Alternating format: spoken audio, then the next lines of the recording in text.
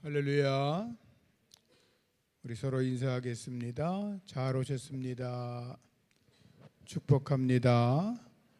이렇게 인사하시죠. 우리 권사님이 교회의 주인공이십니다. 할렐루야.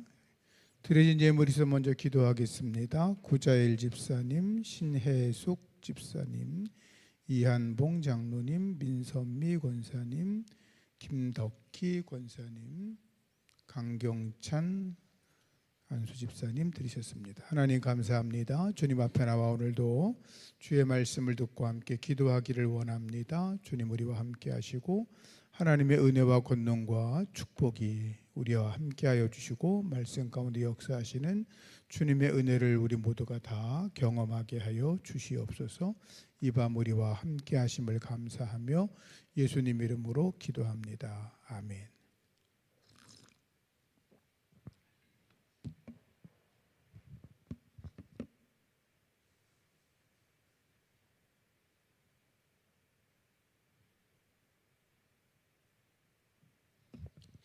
할렐루야. 가끔 이제 그런 생각을 하죠. 예상이 빗나가지 않는다. 이런 얘기 들어보셨죠? 예상대로다. 제가 이번에 이 성령 기도회를 하면서 제목을 신년 축복 성회 이렇게 적을까 고민을 하다가 그러면은 아마 더 많은 분들이 오실 거라고 제가 분명히 확신을 했어요. 근데 교회 성도들도 이제 체질을 좀 바꿀 때가 됐다라고 생각을 해서 의도적으로 청지기 교육이라고 제가 써놓고 나서 제 생각에 분명히 둘째 날 목요일은 그동안 성령 기도회 중에 최소의 인원이 올 거라고 예상을 했는 거예요. 여러분들이 그래서 오늘 저녁에 오신 분들은 정말로 교회 주인공 같이 보석 같으신 분이에요. 옆에 계신 분한테 말씀하세요. 우리 권사님은 새샘교회의 보석 같은 분이십니다. 여러분들이 살아있으면 교회는 살아날 줄로 믿습니다. 그래서 제가 고민을 좀 했어요. 그래서 여러 가지 생각을 하다가 아니야, 그래도 교회 체질을 바꿀 때가 됐어. 뭐 그래봐야 제가 이제 5년 남았거든요. 5년 동안 교회를 이렇게 제대로 만들어 놔야 되지 않겠어요? 더 튼튼한 교회, 건강한 교회, 그리고 살아 숨쉬는 교회가 되려면 여러분들처럼 믿음으로 서기를 원하시는 분들이 교회 안에 기둥처럼 서야 될 줄로 믿습니다. 다시 옆에 계신 분한테 우리 권사님은 새샘교회의 보석 같은 분이십니다. 아멘. 할렐루야. 자, 어제 청지기에 대한 이야기를 좀 했고요. 영적 생활에서 말씀에 대한 이야기를 조금 하고 마쳤어요. 이건 설교 때도 늘 계속 하는 이야기니까 간단하게 지나갈 테니까 여러분들이 이제 듣기만 하시면 되겠어요. 두 번째는 뭐냐면 기도를 생활화하는 거예요. 따라서 기도를 생활화해야 된다.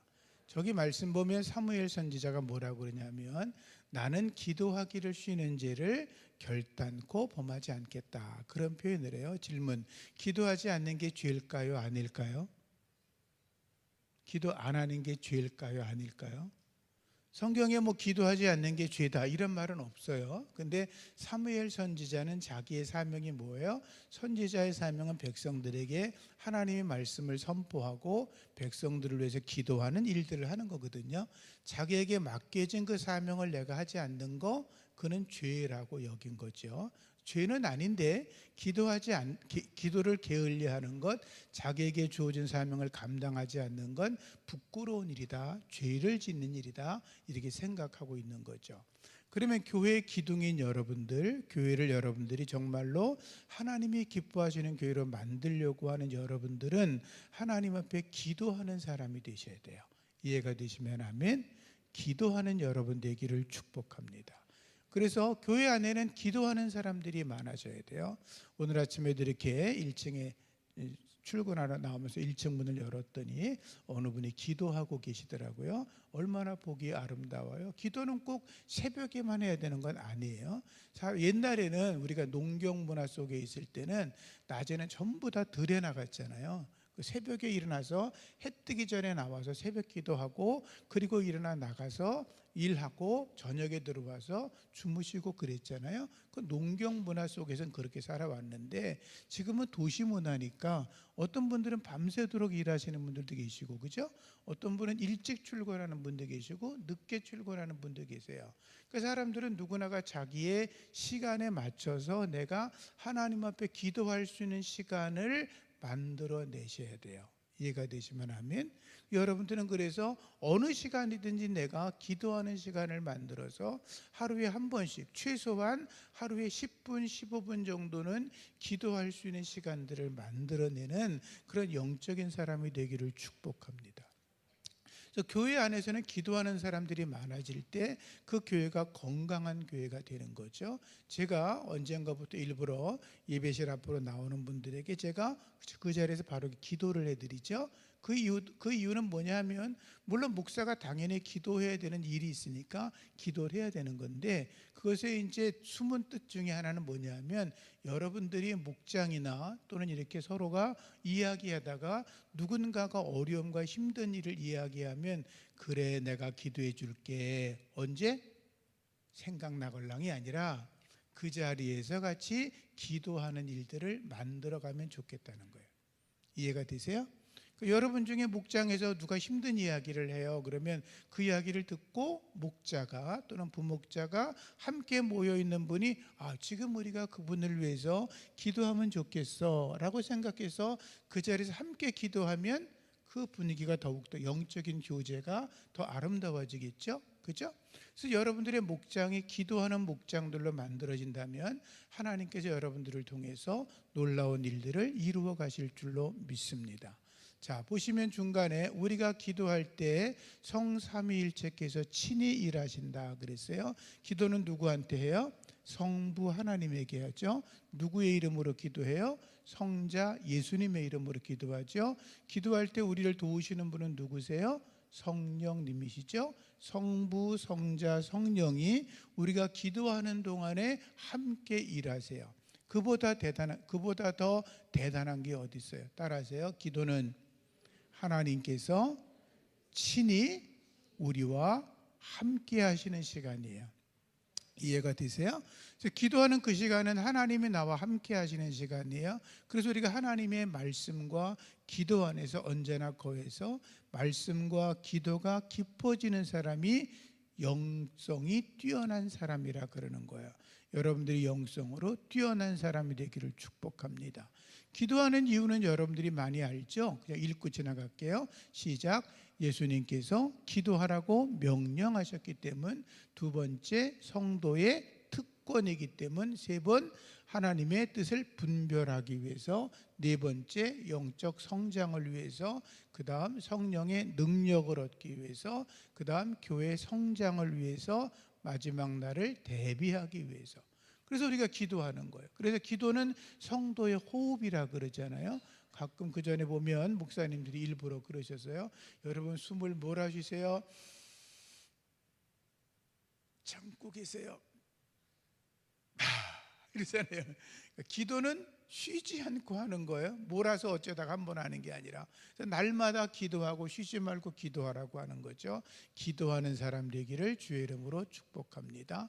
세 번째는 잘 아는 말씀이죠. 주의를 거룩하게 지키는 게 청지기들이 반드시 해야 되는 일이에요. 청지기들은 시간에 가는 것도 청지기거든요. 그래서 주일이 뭐냐면, 첫째 창조신앙의 고백, 따라하세요. 창조신앙의 고백. 두 번째가 안식신앙의 고백, 세 번째가 부활신앙의 고백이에요. 안식일을 지킬 때는 하나님의 창조와 안식을 중심으로 생각을 했어요. 예수 그리스도께서 부활하신 뒤에 초대교회 처음 교회들은 안식 후 첫날 모여 예배를 드렸거든요. 안식 후 첫날 예배를 드렸다는 건 뭐냐면, 예수님께서 부활한 그날 주님께 예배를 드렸다는 거예요. 그래서 주일인 거예요. 주님이 부활하신 날. 그래서 구약의 안식일을 지키는 안식신앙은 창조와 안식의 신앙 두 가지를 가지고 있지만, 예수님께서 부활하신 이유는 부활신앙이 덧붙여져서 주일로 바뀐 개념을 이야기하는 거예요. 이해가 되세요? 그래서 우리는 부활하신 주님을 예배해요. 그래서 주일을 거룩하게 지켜야 된다라고 하는 걸 이해하고 있는 거죠. 가끔 안식교 사람들은 안식일 얘기를 계속 하는데 그건 뭔가 이렇게 부족한 이야기를 하시는 거고, 예수님께서는 안식일의 주인이시기 때문에 그분은 주인이 되시고 부활한 그날을 우리가 예배날로 정해서 하는 거다라는 거죠. 읽어요. 시작. 주일은 하나님의 날이기 때문에 주일을 경시하는 일들을 배격해야 된다. 뭐 설명하지 않아도 되겠죠. 여러분들이 믿음이 좋으시니까. 주일을 거룩하게 지키는 자가 복되다. 읽겠습니다. 시작. 만일 안식일에 내 발을 금하여 내 성일에 오락을 행하지 아니하고 안식일을 일컬어 즐거운 날이라 여호와의 성일을 존귀한 날이라 하여 이를 존귀히 여기고 네 길로 행하지 아니하며 내 오락을 굳지 아니하며 사사로운 말을 하지 아니하면 내가 여호와 안에서 즐거움을 얻을 것이라. 내가 너를 땅의 높은 곳에 올리고 내 조상 야곱의 업으로 기르리라. 아멘. 아멘. 거룩한 주일을 거룩하게 지키면, 자, 하나님이 창조한 주일은 하나님이 거룩하게 하시고 복되게 하신 날이에요. 따라서 주일은 하나님께서 거룩하게 하시고 복되게 하신 날이에요. 그러니까 우리가 주일을 온전히 지키면 내가 누구를 바라보고 신앙생활을 해요? 하나님을 바라보고 신앙의 삶을 살아가잖아요. 하나님을 바라보는 사람들은 하나님을 바라보고 그분을 따라갈 때마다 자기도 모르게 그 안에 거룩함의 영이 자리 잡히기 시작하는 거예요. 그리고 하나님은 복의 근원이시기 때문에 그 하나님을 예배하러 가는 자들은 그 하나님의 은혜 안에서 복을 받게 되는 거예요. 예배라고 하는 거, 그 말, 복을 받는다, 그 말은 무릎을 꿇는다는 말이 포함되어 있어요. 하나님 앞에 나와서 무릎을 꿇고 경배하고 예배하면 하나님께서 경배하고 예배하는 자들에게 복을 내려주세요. 이해가 되시면 아멘. 우리의 예배가 그렇죠.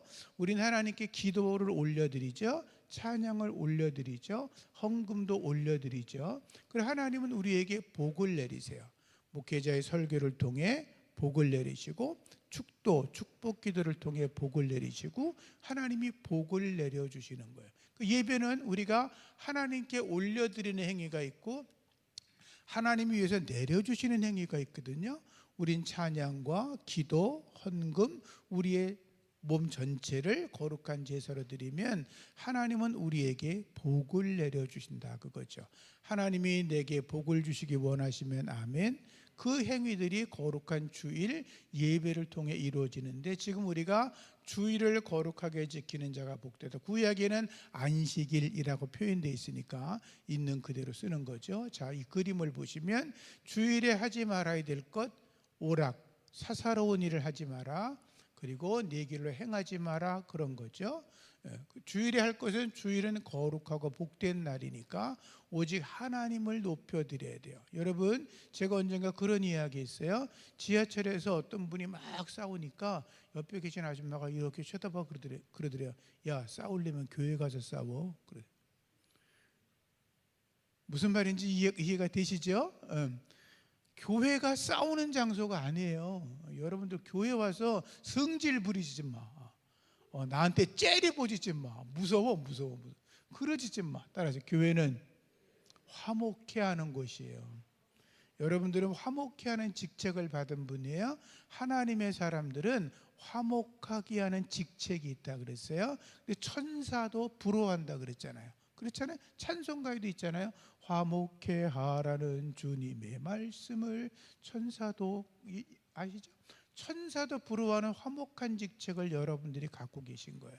옆에 계신 분에게 축복하세요. 권사님은 교회 안에서 화목해 하시는 직책이 있습니다. 믿으시면 아멘. 화목하게 하는 게 중요해. 그래서 목사님들이 물어봤대잖아요. 한경진 목사님이 북한에서 내려와셔가지고 영락교회를 하면서 크게 교회를 부흥시키셨잖아요. 그러니까 젊은 목사들이 물어봤대잖아요. 목사님, 교회를 부흥시키는 비결이 뭡니까? 그러니까 무디 목사님한테 물어봤더니 무디 목사님은 그랬대잖아요. 따라오시라 그러더니 지하로 내려가더래요. 열어보니까 거기에 수백 명이 목사님에서 기도하고 있더래. 이게 우리 교회 기도의 부흥의 비결입니다. 그래서 젊은 사람들이 이게 교회 그 정도로 얘기할 줄 알았더니 한경직 목사님은 이렇게 말씀하셨대요. 따라하세요. 싸우지 않으면 돼. 싸우지 않으면 돼. 싸우지 않으면 된다는 거예요. 교회에서 여러분들 절대로 인상 쓰시지 마. 무서워 죽겠어. 그러니까 주님 안에서 여러분들이 거룩한 주일날, 주일은 거룩한 날이에요. 주일은 복된 날이에요. 왜 복된 잔치에서 싸움질을 해? 왜 거룩한 날 엉뚱한 짓을 해? 주님 안에서 여러분들이 늘 복되기를 축복합니다. 옆에 계신 분 얼굴을 한번 쳐다봐. 이렇게 서로 쳐다보세요. 이렇게 얘기하세요. 권사님 얼굴을 보니까 하나님의 얼굴을 본 것 같아. 제가 며칠 전에 어디를 지나가는데 제가 아는 목사님이 이렇게 저는 차에 있었으니까 인사는 못했는데 제법 큰 교회에 계신 분인데 이렇게 봤더니 이 얼굴이 찌그러져 있어요. 저분이 목회가 행복하지 않은가 보네. 그런 생각을 했어요. 여러분, 우리 속에 행복이 가득하면요 자꾸 내 입에서 축복의 말이 나가. 그죠? 내가 막 심령이 괴로우면요 나도 모르게 안 좋은 말이 나가요. 그죠? 그러니까 여러분들의 얼굴은 언제나 천사 같아야 돼. 아멘도 안 하네? 이렇게 봐. 그럼 내 얼굴은 날마다 마귀 같아야 돼. 그러면 안 되잖아. 그죠? 그러니까 여러분들의 얼굴은 언제나 천사 같으셔야 돼. 기분이 나빠도 표정 관리를 좀 해. 나는 하나님의 천사야. 하나님의 사람이야. 내 얼굴에서 하나님의 은혜가 나타나야 돼. 이런 생각들을 하시면서 믿음 생활하시면 여러분들은 교회 안에서 아주 훌륭한 하나님의 사람이 될 줄로 믿습니다. 자, 주일은 어떻게 지킬까요? 1번 읽어요. 시작. 주일은 반드시 지켜야죠. 그렇죠. 이건 뭐 가끔 이렇게 세 주에 한 번씩 정기적으로 빠지는 분들 계셔. 우리 교인들 중에 몇 사람 내가 알아요. 그런 분. 세 주째 이상하게 왔네. 그러면 네 주째 빠져. 참 신기한 사람이에요. 주일은 기쁨으로 지켜야 돼. 기쁨으로. 자, 여러분 집에 갈 때 인상 쓰고 들어가요? 행복함으로 들어가요? 그죠? 교회는 여러분들의 집이에요. 하나님의 집이고 내 집이야. 그래서 하나님의 집은 기쁨으로 와야 돼요. 억지로 오는 게 아니라 즐거움으로 와야 돼요. 세 번째, 주일은 갈 수 있으면 온종일 하나님을 기쁘게 해야 돼요. 예배 시간은 물론이고 집에 가셔도 여러분들이 이날은 거룩한 날이야, 복된 날이야, 이렇게 여러분들이 느낌을 줘야 되고, 교회에서 괜히 기분 나쁜 일이 혹시 어쩌다가 없어야 되겠지만 있으면 또 집에 가서 또 멱살 잡고 싸우는 분 혹시 안 계세요? 그러시면 안 돼요. 언제나 여러분들 속엔 하나님의 평화가 있기를 축복합니다. 자, 긴 말씀이지만 맨 밑에 것만 보세요.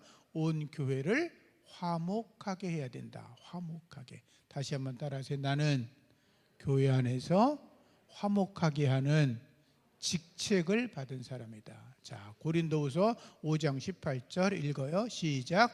모든 것이 하나님께로 났으니 저가 그리스도로 말미암아 우리를 자기와 화목하게 하시고 또 우리에게 화목하게 하는 직책을 주셨으니. 아멘. 옆에 계신 분하고 인사하세요. 권사님, 주 안에서 우리는 화목하게 하나가 되었습니다. 아멘. 아멘. 여러분들은 교회를 화목하게 하는 아주 중요한 하나님의 사람들이세요. 자, 예배를 생활에 해라. 이건 뭐 설교 때 늘 이야기해서 여러분들이 아는 건데, 밑에 예배를 드려야 되는 이유는 뭐냐면, 첫째, 창조주의 요구. 하나님이 요구하시는 거예요. 하나님은 우리를 통해서 영광 받기를 원하시죠? 이해가 되시면 아멘. 그래서 하나님 예배라고 하는 건 우리 피조물이 하나님을, 우리를 구원하신 하나님에게 최고로 할 수 있는 행위가 예배예요. 그래서 예배가 중요한 거예요. 그래서 여러분, 예배는 집에서 이렇게 자빠져가지고 TV 보면서 예배 드리는 게 아니에요. 이게 코로나가 지나가면 2년 동안 지나가면서 어떤 성도들은 아예 집에서 TV 보고 예배 드리는 거에 익숙해져가지고 여기가 좋사오니 이러다가 처음엔 그래도 양심 있으니까 넥타이도 메고 세수도 하고 예배 드리는데 한 몇 달 지나면 이렇게 기대서 예배 드리다가 조금 더 지나면 누워 예배 드리다가 그 다음에는 코 골면서 예배 드려. 그죠? 이러면 안 돼. 그건 예배가 아니에요. 본래 교회는 하나님의 백성들이 모여서 모이는 거지, 모이는 것. 에클레시아라는 말이 집에서 나와 모였다는 거예요. 그게 교회거든요. 그러니까 그 예배는 집에서 드리는 게 아니라 교회에 나와서 함께 예배 드리는 거예요.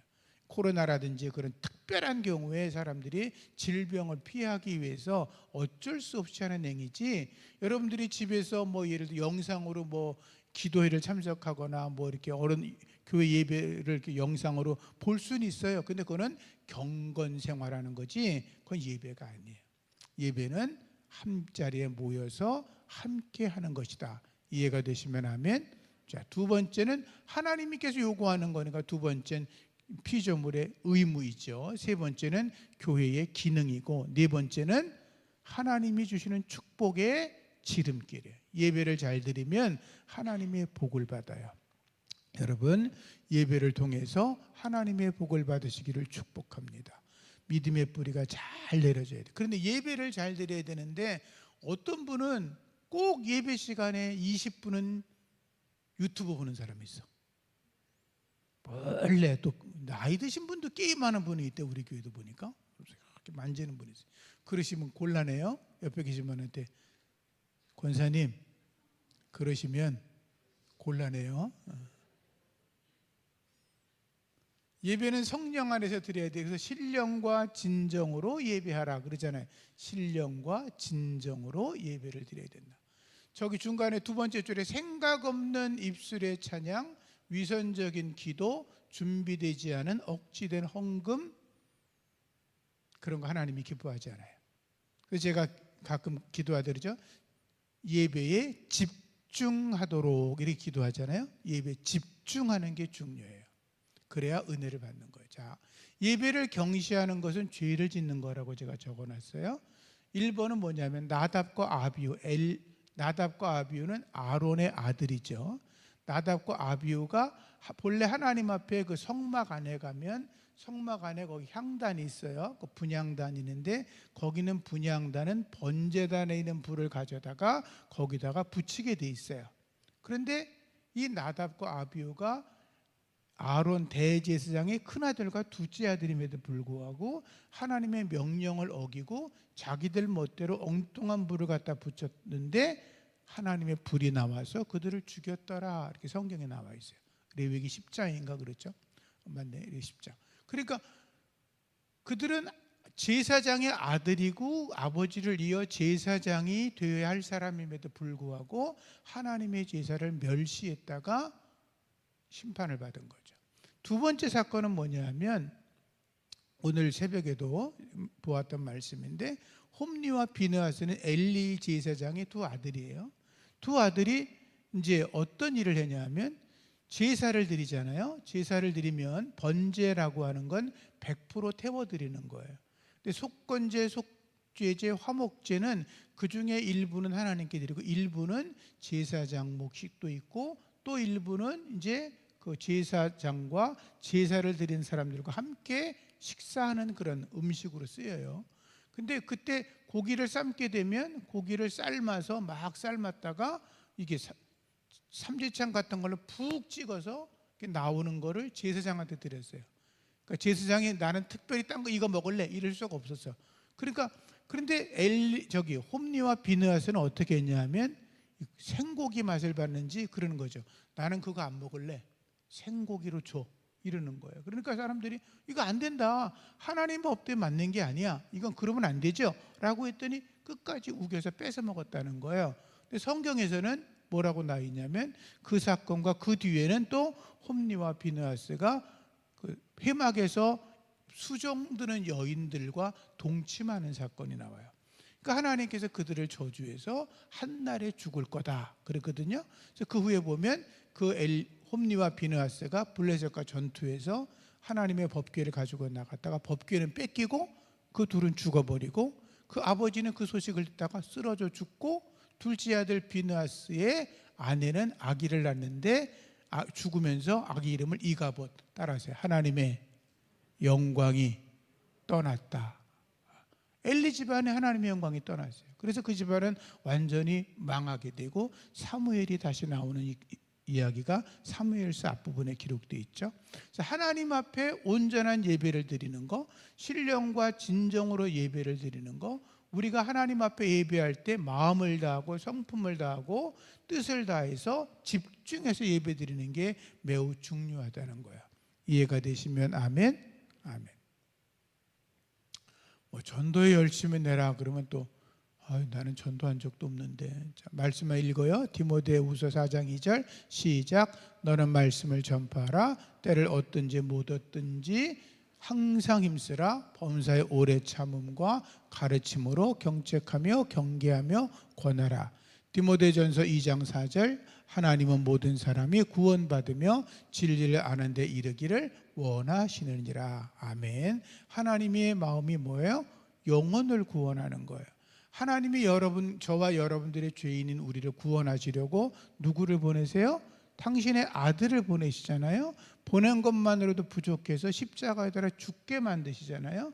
그러니까 하나님의 가장 큰 뜻은 우리가 생활에서 좋은 밥을 먹고 좋은 고기를 먹고 좋은 자동차를 타는 그거는 좀 유치한 거고, 하나님의 진정한 뜻은 뭐예요? 우리를 구원하신 거잖아요. 하나님을 가장 기쁘게 하는 거는 전도하는 거예요. 따라서요, 하나님을 가장 기쁘게 하는 것은 복음을 전하는 것이다. 자, 전도하는 이유가 뭐예요? 주님의 지상 명령이에요. 자, 마태복음 28장 19절 시작. 그러므로 너희는 가서 모든 족속으로 제자를 삼아 아버지와 아들과 성령의 이름으로 세례를 주고, 써있지 참. 볼지어다 내가 세상 끝날까지 너희와 항상 함께 있으리라. 그것도 내가 써놨네. 자, 복음의 빚진 자이기 때문에 말씀 시작. 내가 복음을 전할지라도 자랑할 것이 없음은 내가 부득불할 일임이라. 만일 복음을 전하지 않으면 내게 화가 있으리라. 아까 사무엘 선지자는 뭐라 그래요? 내가 결코 기도하는 죄를 범하지 않겠다 이렇게 말하죠. 바울은 지금 뭐라 그래요? 내가 복음을 전하지 않으면 내게 화가 있을 거야. 여러분 전도 안 했더니 화를 당했어요? 그런 분 없죠. 그런데 바울은 그렇게 생각하는 거예요. 내가 복음을 전하지 않으면 내가 화를 당할 것 같아. 그런 믿음으로 주님 앞에 충성했다는 거죠. 자, 하나님이 가장 기뻐하는 게 전도예요. 시작. 내가 너에게 이르노니 이와 같이 죄인 하나가 회개하면 하늘에서는 회개할 것이 없는 의인 99을 인하여 기뻐하는 것보다 더하리라. 하나님은 한 생명을 구원하는 것을 귀중히 여기세요. 천하보다 더 귀한 영혼을 구하는 거 하나님이 기뻐하시죠. 중요한 건 뭐냐면, 따라서 하나님을 기쁘시게 하면 하나님께서 복을 내려주신다. 하나님을 기쁘시게 하면 하나님이 복을 주세요. 근데 내가 복음을 전했어요. 저 사람이 교회 안 나와도 그건 전도한 거예요. 어떤 사람을 교회로 모시고 오면 더 훌륭한 일이죠. 그건 내가 하는 게 아니고 성령께서 그걸 움직여서 오든지 아니면 내가 어떤 방법을 데리고 오든지 그거 잘 하시는 거예요. 근데 그 사람이 교회로 오지 않아도 내가 그 사람에게 예수 믿고 죄 용서 받고 구원 받으세요라고 복음을 전했다면 그건 전도한 거예요. 부지런히 우리는 전도하는 게 중요한 거예요. 여러분들이 부지런히 전도하셔서, 만약에 그럴 수도 있잖아요. 여기 지금 내가 가까운 친구가 있어요. 근데 죽고 나니까 나는 천국에 갔고 이 사람은 지옥에 갔어요. 하나님의 심판대 앞에 이 사람이 딱 서서 지옥 가기 전에 너 왜 예수 안 믿었어? 근데 그때 그러는 거예요. 내 친구 종건이가 전도를 안 했는데요. 조금 곤란하지 않겠어요? 조금 그렇지, 거시기 하잖아요. 그죠? 한번 해보세요. 내 친구, 자기 이름을 대봐. 내 친구 종건이가 전도를 안 했어요. 좀 그렇잖아요. 제가 어릴 때 저희 집이 우리 형님이 공장을 했어요. 조그만 공장, 가내 공장이죠. 도금하는 일을 했는데 어느 날 학교에 갔다 오니까 새로 일하러 온 애가 온 거예요. 그 애가 그날 이상하게 마음속에 막 전도하고 싶은 마음이 생겨가지고 전도를 할까 말까 막, 그런데 너무 그날 피곤해가지고 학교 갔다 오자마자 공장에서 12시까지 일하고서 잠을 자니까 너무 피곤하잖아요. 내일 학교 갔다 와서 해야지. 그리고 왔는데 그 다음날 어떻게 된지 아세요? 힘들다고 그냥 가버렸어. 전도를 못했어요. 그때는 후회가 되네. 그때 막 전도하고 싶을 때 해야 되는데 못했어요. 그러니까 그런 거죠. 네 번째, 잃어버린 영혼이 하나님의 진노를 받을까 걱정돼서. 그러니까 그 사람이 나중에 그럴 거 아니에요. 만약 그 사람이 하나 심판대 앞에 서서 너 왜 예수 안 믿었어? 그러면 그때요 그 공장 그 형님 동생 종건이가 전도를 안 해서요 그때 내가 복음을 못 들었어요. 그러면 제가 얼마나 하나님 앞에 혼날까 모르겠어요.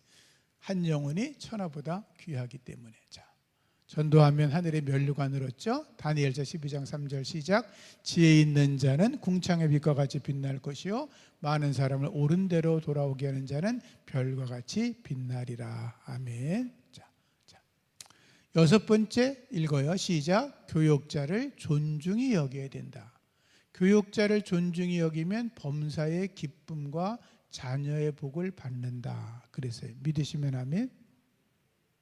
안 믿으면 모르겠어요. 자, 잘 다스리는 장로들을 배나 존경할 자로 할 때 말씀과 가르침에 수고하는 이에게 더하라 그랬죠. 저기에 잘 다스리는 장로라는 거는 배나 존경하라, 저거는 말씀을 가르치는 목회자를 이야기하는 거예요. 그래서 하나님의 말씀을 우리에게 꼴을 먹이는 그들을 여러분들이 존중히 여기고 그들을 높여주면 하나님께서 그들에게 복을 내려주시는 거예요. 자, 히브리서 13장 17절 읽어요. 시작. 너희를 인도하는 자들에게 순종하고 복종하라. 저희는 너희 영혼을 위하여 경성하기를 자기가 회개할 자인 것 같이 하느니라. 저희로 하여금 즐거움으로 이것을 하게 하고 근심으로 하게 말라. 그렇지 않으면 너희에게 유익이 없느니라. 아멘. 여기 말씀에 있는 것처럼 너희를 인도하는 자들에게 순종하고 복종하라. 인도하는 자가 누구예요? 교회 안에서 여러분들을 영적으로 이끌어가는 목회자들을 순종하고 그들에게 순종하고 복종하라는 거죠.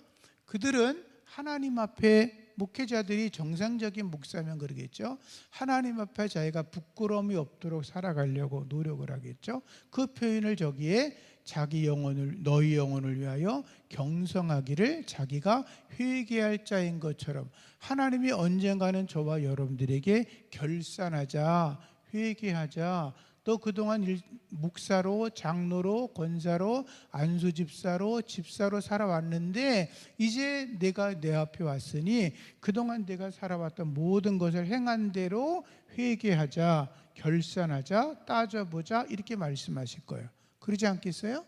그때 여러분들이 주님이 보실 때 너무 잘했구나, 착하고 충성된 종아, 내가 지극히 적은 일에 충성했으니 내가 너에게 많은 것을 맡기겠다고 하는 그런 칭찬과 복된 말씀을 들으시기를 주의 이름으로 축복합니다. 자, 그 다음 배터리가 다 됐나? 하나 넘겨주실래요? 요건가요? 교육자를 존중히 여겨야 되는 이유는 첫 번째 읽어요. 시작. 하나님의 말씀을 대언하는 하나님의 사자이기 때문에. 하나님의 말씀을 전파하고 선언하는 자들을 존중히 여기는 건 기본이죠. 두 번째, 교회의 지도자이고 성도의 영혼을 책임지기 때문에. 교회의 지도자이기, 어느 집단이나 마찬가지죠. 그 지도자는 지도자에게 존중히 여기는 것처럼 그렇다는 거예요. 세 번째 읽어요. 교회의 영적인 질서. 그렇죠. 네 번째, 그 밑에 읽어요. 교육자를 존중하기를 목자와 양의 관계로 알고 하면 복되다. 이게 무슨 얘기냐면, 어떤 분이 꼭 이런 얘기하면 그래요. 목자와 양이라 그러면 이렇게 물어봐요. 목사님, 궁금한 게 있는데요. 말씀해 보세요. 왜 목사님도 사람이고 우리도 사람인데 목사님은 목자고 우린 양이에요? 이렇게 말씀하시는 분이 있어요. 그러면 좀 곤란하더라고요. 설명을 하죠. 목자라고 하는 건 그가 뭐 특별히 사람이고 성도는 짐승 양이어서가 아니라 하나님의 말씀과 꼴을 먹이는 존재, 사람이 목회자이고 하나님의 말씀을 받아서 아멘으로 먹고 영적으로 살을 찌우는 사람들이 성도인 거죠. 물론 여러분들이 하나님 말씀을 읽고 제가 묵상하라고 하죠. 하나님 말씀을 늘 묵상하면서 하나님의 말씀을 내가 스스로 먹을 수 있으면 참 좋아요. 그럴 만한 능력이 된다면 좋지요. 그리고 또 여러분들이 영적으로 많이 성장을 해서 여러분들이 다른 사람들을 세상 일로가 아니라 하나님의 말씀으로 충분히 가르칠 만한 능력이 있으면 대단히 훌륭하신 거예요. 어떤 장로님이나 어떤 성도님들은 오히려 목사님보다 더 많은 성경을 알고 성경을 가르치는 분들도 계세요. 어떤 집사님이나 또는 이렇게 어느 장로님들 중에는 말씀 묵상을 직접 교육하시는 분도 있잖아요. 목사님들이 가서 배운 일도 있어요. 그런 분들은 탁월한 분이죠. 그분들은 목자라고 부르기에 부족함이 없을 만큼 훌륭하죠.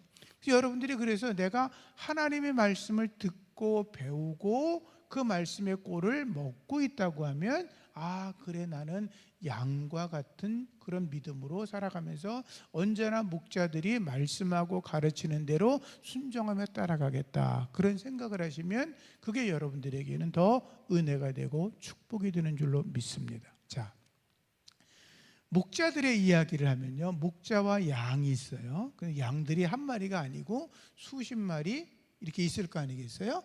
이스라엘은 몇십만 마리 이런 거는 호주나 가야 있는 거니까 열댓 마리, 20마리, 많아야 100마리 이렇게 데리고 가잖아요. 그러면 이제 목자가 쭉 데리고 가요. 따라오겠죠. 푸른 풀밭을 탁 만났어요. 그러면 앞에 목자를 가까이 따라오는 양들은 깨끗한 풀을 먹겠죠. 맨 뒤에 있는 양은 따라오다가 어떤 걸 먹을까요? 앞에 있는 양들이 다 짓밟아버리고 먹어버리고 찌끄러기만 먹겠죠. 예를 들어서 물가를 지나가요. 물가로 왔는데 물가를 목자가 데리고 왔어요. 앞에 바짝 따라오던 양들은 오자마자 가장 깨끗한 물을 먹고 마시겠죠.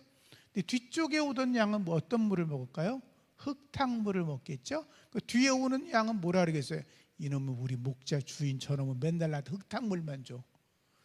흙탕물을 준 게 아니에요. 그죠? 무슨 말인지 아세요? 가장 앞서 따라가던 양들은 좋은 꼴을 먹잖아요. 그 양들은 우리 목자님은 나한테 항상 좋은 걸 주셔 이럴 텐데, 저 뒤에 어떤 건 와봤더니 먹을 건 하나도 없고 맨날 저놈들만 주고 나는 주지도 않는다, 그럴 거 아니겠어요? 무슨 말인지 아세요? 그건 여러분들이 선택사항인 거예요. 자, 그다음 마지막에 보면 교육자를 잘 받들어 모시고 목회자의 뜻을 따라 순종하는 교회는 성장한다 그랬죠. 자, 목회자하고 부딪히는 교회가 성장할까요? 목회자와 한 마음을 가지고 함께 하나님 일을 하는 교회가 행복하고 성장할까요? 물어보는 제가 멍청하죠? 그죠? 집도 마찬가지죠? 가족이 화목하고 아버지가 이거 한번 해볼까? 그러면 아들이 해보죠 부인도 해봅시다 그래야지. 아버지가 좀 해볼까 그러는데 부인이 이거 정신 나간 짓 하고 있네, 그전에도 안 되는데 또 해! 이러면 그 집은 망할 집안 아니겠어요? 그러니까 함께 해봐야 되는 거예요. 그래서 조영기 목사님이 늘 그랬잖아요. 긍정적인 적극적인 사고할 때 따라서 할 수 있다, 하면 된다, 해보자. 왜 그런 말을 만들었겠어요? 성경에 없는 얘기잖아요. 그건 긍정적인 사고, 적극적인 사고에 나온 건데, 모든 성도가 안 돼도 해보자, 할 수 있다, 하면 된다, 그런 생각을 해서 한 마음을 모아보자는 거죠. 그렇게 마음을 모아야 하나님의 교회가 되는 줄로 믿습니다. 그런 마음이 모아져서 믿음으로 승화되면 더 강력한 힘을 우리가 얻을 수 있기 때문인 거죠. 자, 교육자를 잘 협력하면 첫째 읽어요. 시작. 어떻게 하느냐? 시작. 영적으로는 기도와 신방, 목장 관리에 협력하시면 좋아요. 너무나 감사한 건 이제 교회 안에 젊은 분들의 목장이 더 활성화되고 스스로 자기들이 이렇게 분리하겠다고 하고 그 목장들의 모임이 갈수록 더욱더 영적으로 충만해지는 걸 보면 너무 행복해요, 제가. 두 번째, 정신적으로 목회자를 격려하고 용기를 북돋아 줘야 돼요. 여러분들이 저를 보면, 우리 전사님들, 부목사님들을 보면 그냥 어떨 때는 좀 뵈기 싫어도 그냥 칭찬해주고 잘한다 그러고 용기 주고 막 그래. 이 파일을 제가 이제 타이핑을 쳐놨었는데 이 파일을 PPT로 만들어 주신 분이 방송실에 계신 강찬호 전도사님이세요. 고맙다고 박수 한번 해주세요. 쳐다보지도 않네. 이렇게 서로 협력하면서 이렇게 칭찬하고 격려하는 분위기를 만들어줘야 돼요. 누구를 막 칭찬하면 나도 잘났는데 이러면 안 돼요. 자꾸 특히 여러분들은 목회자들을 자꾸 높이고 존경해주면 그분들이 신이 나고 힘이 나서 더 교회를 열심히 하겠죠. 그 다음 목회자를 대적하거나 비방하시면 안 돼요. 그 목회자의 시간을 협력해서 전심전력할 수 있도록 여러분들이 도와주시면 고맙지요. 자, 초대교회 7 집사를 세운 이유를 아시죠?